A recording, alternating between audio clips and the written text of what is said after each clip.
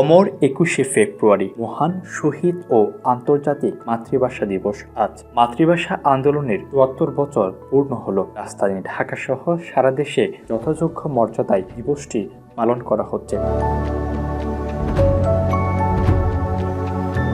১৯৫২ সালের এই দিনে বাংলাকে রাষ্ট্রভাষা করার দাবিতে তৎকালীন পূর্ব বাংলার ছাত্র ও যুব সমাজ শাসক গোষ্ঠীর জারি করা ১৪৪ ধারা উপেক্ষা করে রাজপথে নেমে আসে। মাতৃভাষার মর্যাদা রক্ষায় আন্দোলনরত ছাত্র জনতার মিছিলে পুলিশ গুলি চালালে সালাম, জব্বার, শফিক, বরকত ও রফিক সহ নাম না জানা আরও অনেকেই শহীদ হন।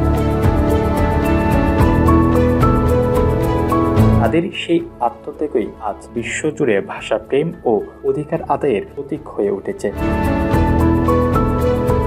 অমর ২১শে ফেব্রুয়ারি মহান শহীদ ও আন্তর্জাতিক মাতৃভাষা দিবস উপলক্ষে রাজধানী জুড়ে আলোচনা সভা সহ নানা কর্মসূচি গ্রহণ করা হয়েছে। জাতিসংঘের শিক্ষা, বিজ্ঞান ও সংস্কৃতি বিষয়ক সংস্থা ইউনেস্কো কর্তৃক আন্তর্জাতিক মাতৃভাষা দিবসের স্বীকৃতি পাওয়ার পর থেকে বিশ্বজুড়ে এই দিবসটি অত্যন্ত গুরুত্বের সঙ্গে পালিত হয়ে আসছে। বাঙালি জাতির কাছে এটি একদিকে যেমন গভীর শোক ও বেদনার, অন্যদিকে মাতৃভাষার অধিকার আদায়ে সর্বত্যাগের মহিমায় উজ্জ্বল এক ঐতিহাসিক দিন।